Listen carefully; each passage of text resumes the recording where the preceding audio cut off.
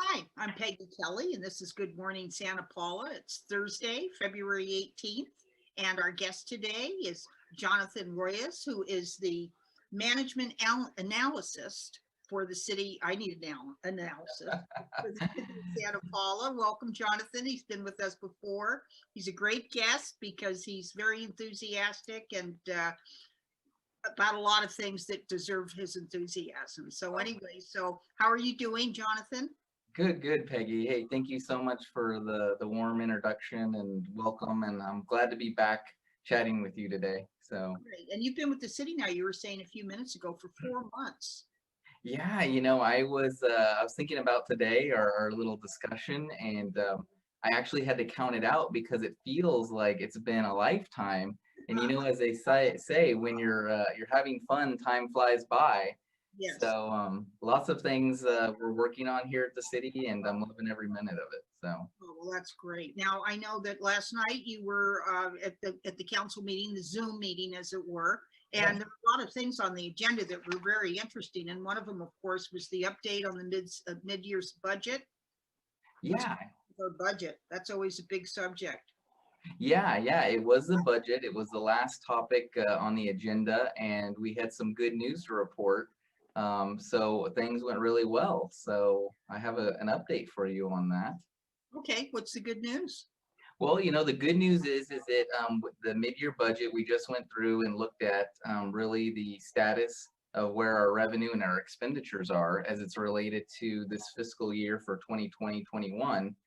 And it's great to really hear that during this pandemic and the difficult times that we've been in, Christy Ramirez, our finance director and city treasurer, and her team have done a fabulous job of keeping track of the numbers, making sure that we're headed in the right direction and course correcting when we need to course correct.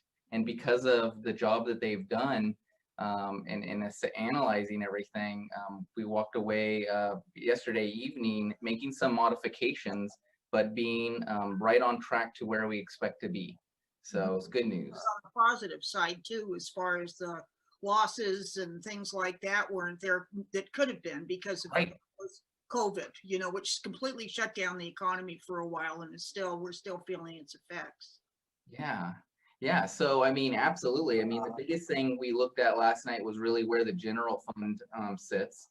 And, to your point, you mentioned, I think a lot of cities are in a situation where, they're taking some enormous losses and having to tighten their belt and make those modifications and changes.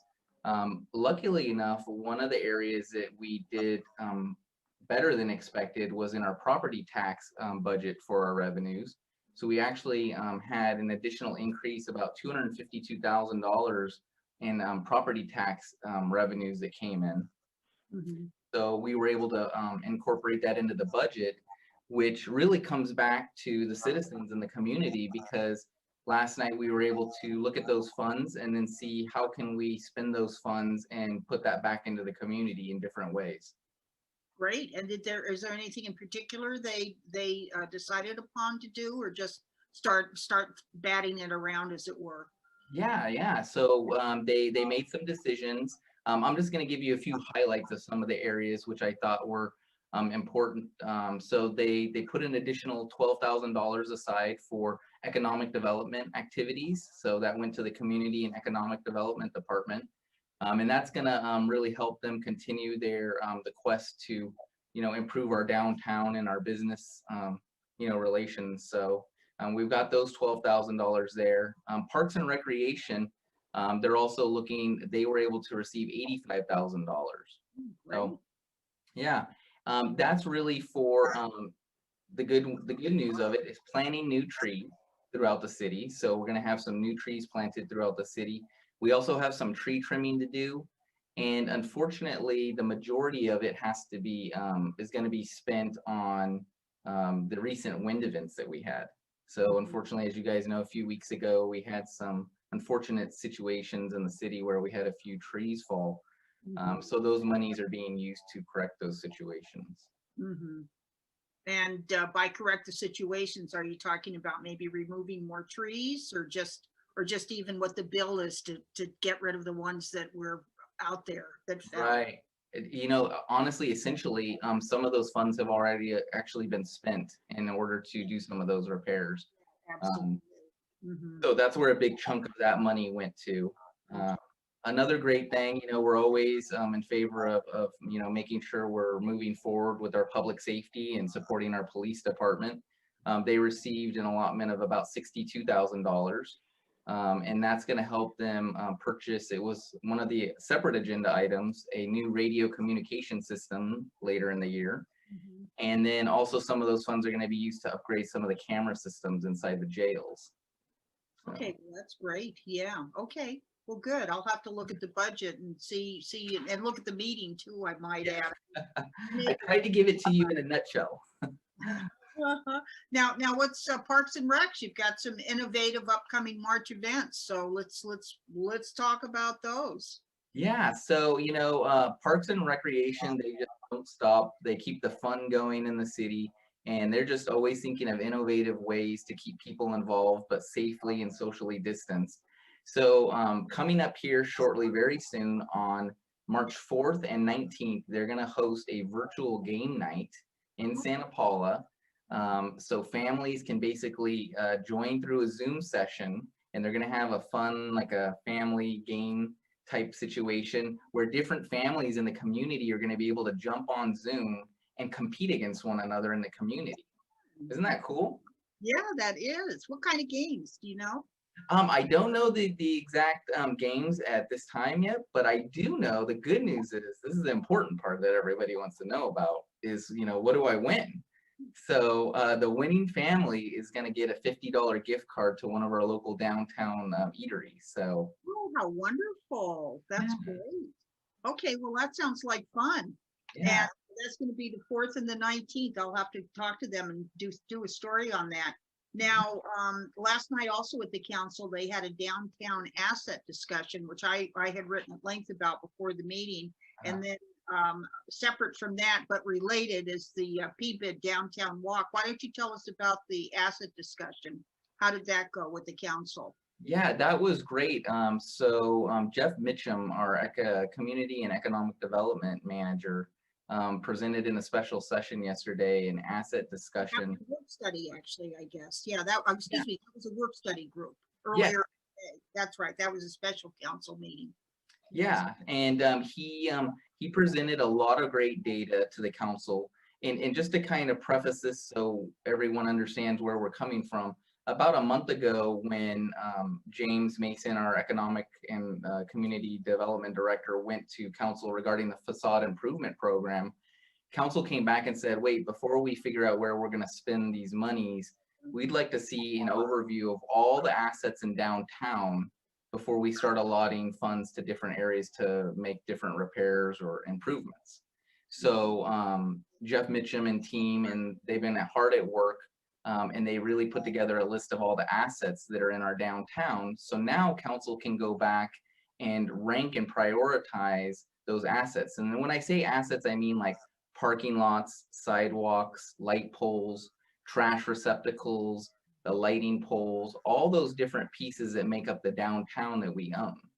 Right. Um, And that's all city owned, and it's all vitally important to any street or any area because of the fact that's your safety, your lighting, the ambiance, it all fits in. right, And right. also, I think there's some parking lots down there and Yep, things like that that are city owned. Were yep. those discussed also? So you have the parking lots as well. You have the street lighting, all those different factors that, you know, help create a vibrant downtown. Hmm. And So parking is very important. yeah, so that went well, and it was great earlier to see in the week as well. You know, there's so many different moving parts that are going on with this because earlier in the week we also had the Property Business Improvement District Board, the PBID board, get together on Tuesday along with Council Member Cornejo and Jeff Mitchum, and they went downtown and they basically took a walk downtown and boots on the ground, pen and paper, wrote down visually everything that they saw asset wise that they think that needs, you know, improvements.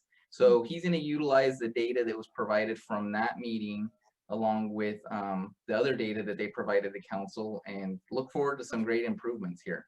Uh-huh.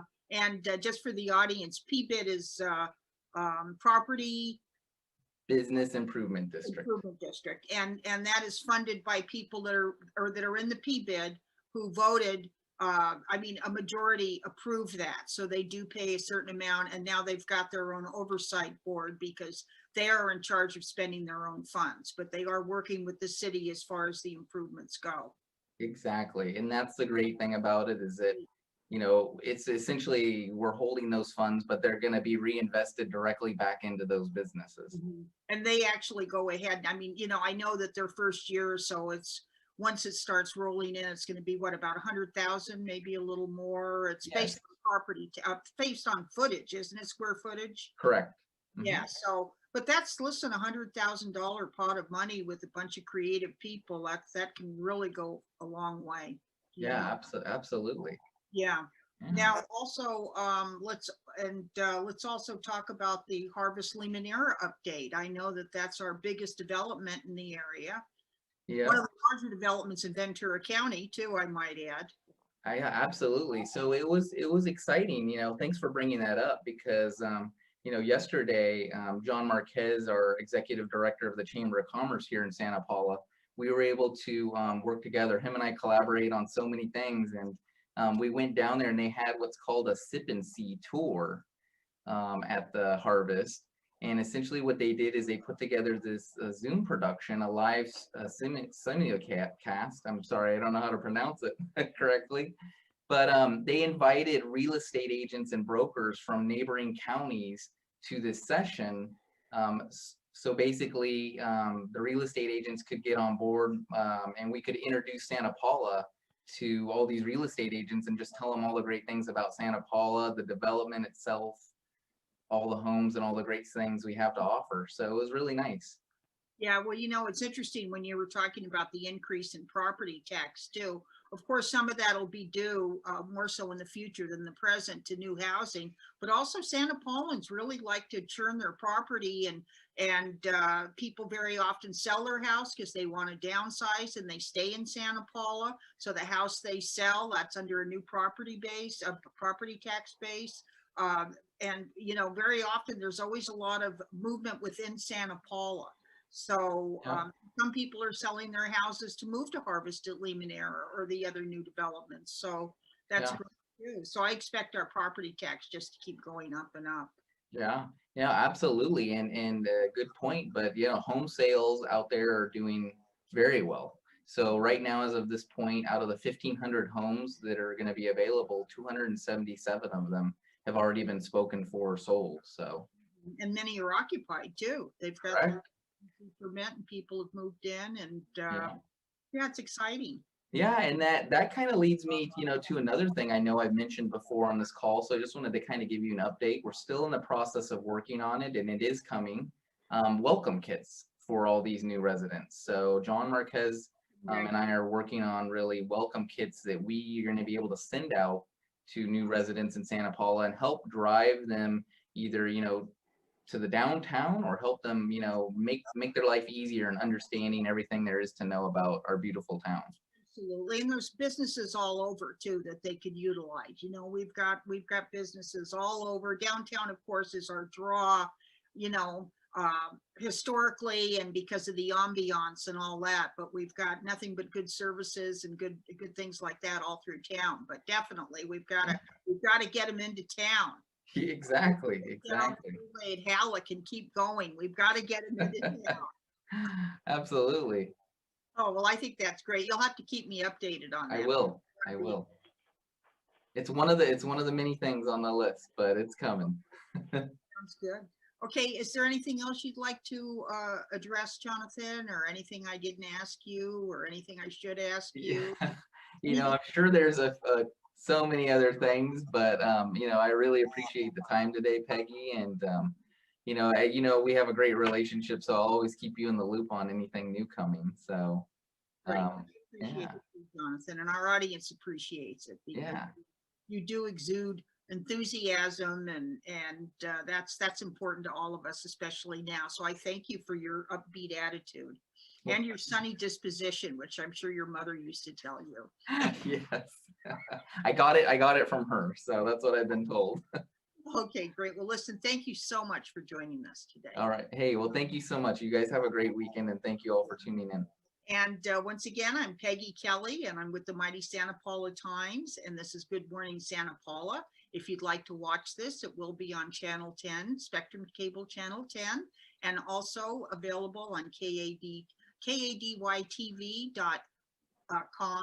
You can also watch on YouTube, and when you do, be sure to hit that subscribe button. It's free, and it helps bring us more broadcasting to you. So thank you so much, everybody. Have a great weekend. Wash your hands, wear your mask, don't social distance, and no gathering. But other than that, have fun, you know.